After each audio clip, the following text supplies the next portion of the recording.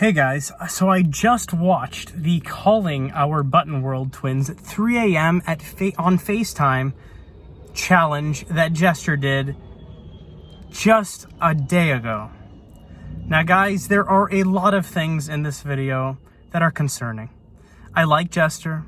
I like his content even. I just don't like him trying to trick his audience.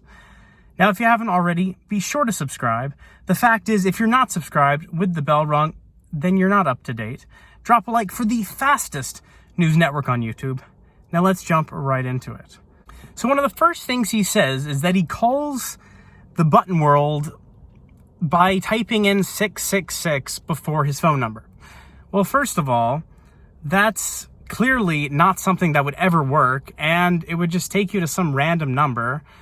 Besides, when he shows the clock at 3 p.m., saying it's 3 a.m., you're not tricking us, Jester.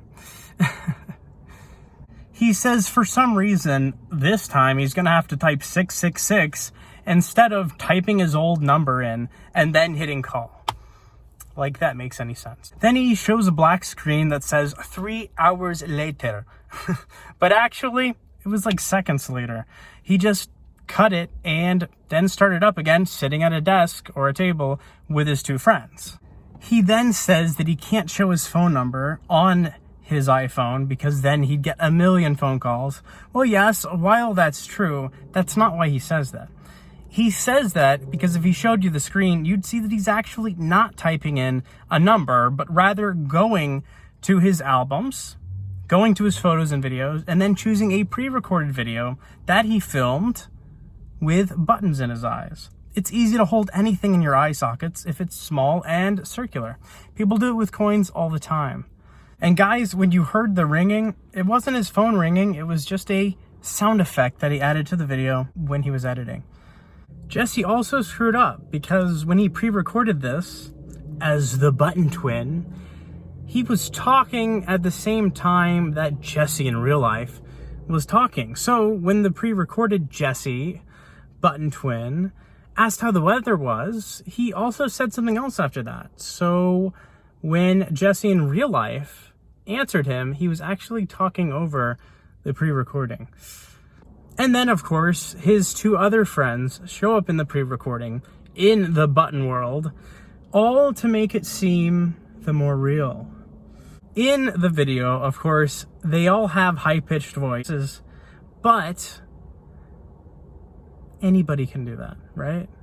I can talk like this if I want to. Or sound however, and then I can put buttons over my eyes, do a pre-recording at 3 p.m., say it's 3 a.m., and yeah. Then, of course, one of the guys takes the camera after Jesse tells all of them to go guard the doors in case the Button Twins come, and then he makes it to the garage. And of course, the garage door openers on the inside of the garage wall, like most are not visible to the camera. If not, of course, it's a little remote that he has in his hand. Either way, he's pressed 3 buttons. But when the sound of pressing those 3 buttons in the garage to open the garage doors is made, of course, in editing, they add a creepy sound effect to make it seem as if the button people, the Button Twins in the button world, have somehow opened all 3 garage doors magically. Then, of course, he goes out one of the garages, because they're for some reason not scared. They want to find them on camera.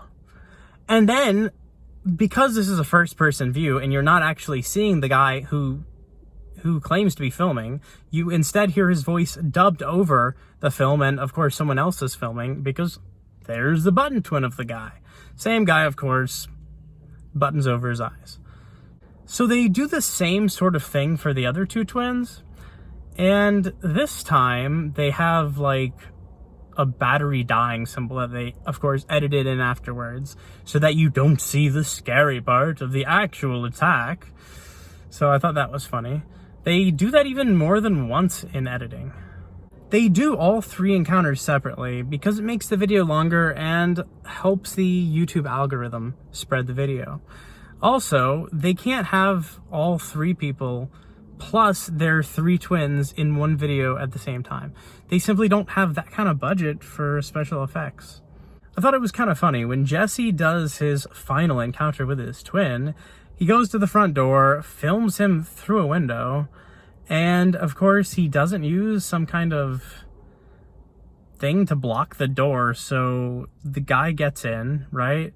I guess magically, as they say. Then, of course, in the final scene, they get someone to film all 3 of them with buttons in their eyes, acting all goofy and silly with high-pitched voices in the living room, with the voice dubbed over, and they're using like styrofoam soft things to hit them with. You only see one soft thing hit one of the guys on the right, and then of course you don't even see the second time one gets quote-unquote knocked out.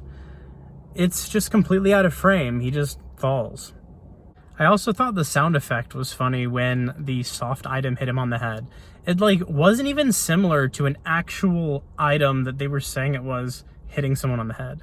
And then the video's over because they can't show all 6 people that they claim exist in the frame, and it cuts so that they can have another video and continue the saga.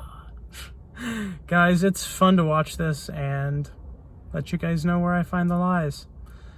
If you haven't already, follow me on Instagram and Twitter at RealGodOfCringe. Tweet me if you ever want me to expose lies in creepy 3 a.m. dark web videos. It's my job. Thank you so much for watching.